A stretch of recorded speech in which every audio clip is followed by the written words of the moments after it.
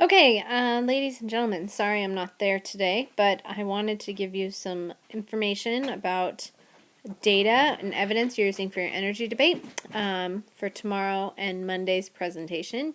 So even though I'm not there, here is the information for you. Okay, so here are a couple examples from prior years' data, and the individuals used these 2 points as their data, that they called this their data. So the first one was emissions from coal power plants are very harmful and have 50% more carbon dioxide released into the atmosphere. And my response to that data is, show me the data. That's like a summary statement. I want to see the actual data. I want to see the chart and I want to see the source of where that's coming from. Down below is the next one. The cost of transporting coal has risen almost 50% from 2000 to 2010, whereas natural gas is expected to decrease about 9.4% as of 2009 data. Again, I want to know the source of this data. I want to know the actual physical numbers, and I want to be able to come up with that interpretation as well. Here's another piece of data from last time around, and these folks do have data in the sense of it's a graph, so it's better than just a statement, a summary statement.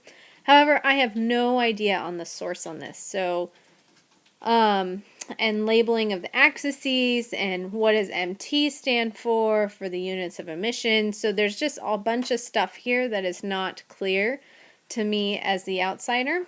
And as the outsiders, we're all going to be really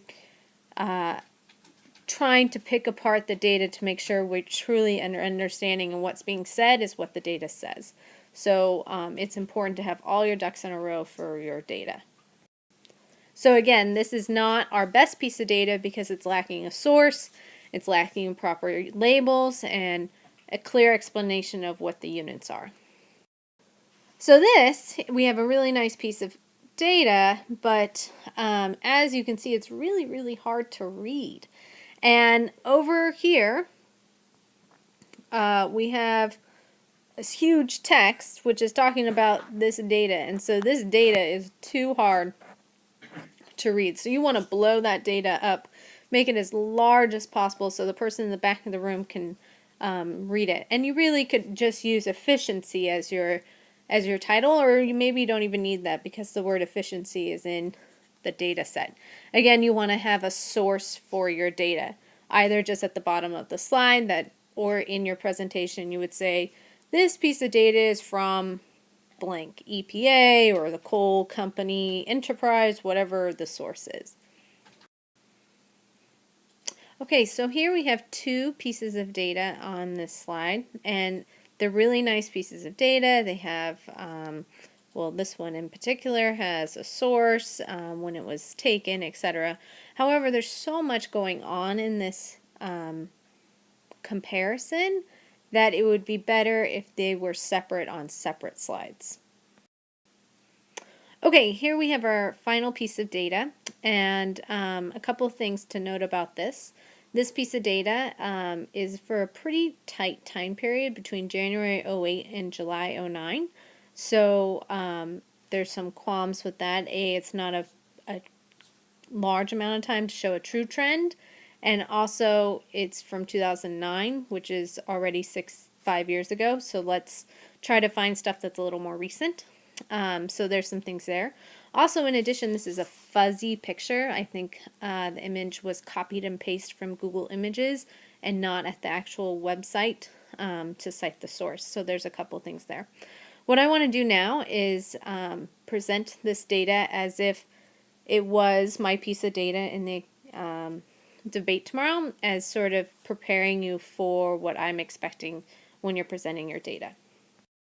And for the sake of this activity, let's go ahead and assume that my claim is that natural gas is the energy source that should be used.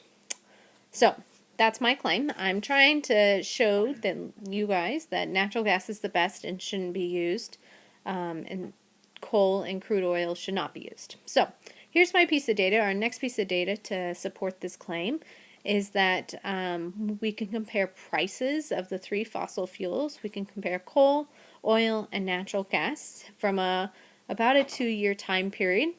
And as you can see in this piece of data, that crude oil goes through a lot of fluctuations in price. It has gone from really high highs, as in July, and then really, really lows in January. Crude oil is not the best use of energy.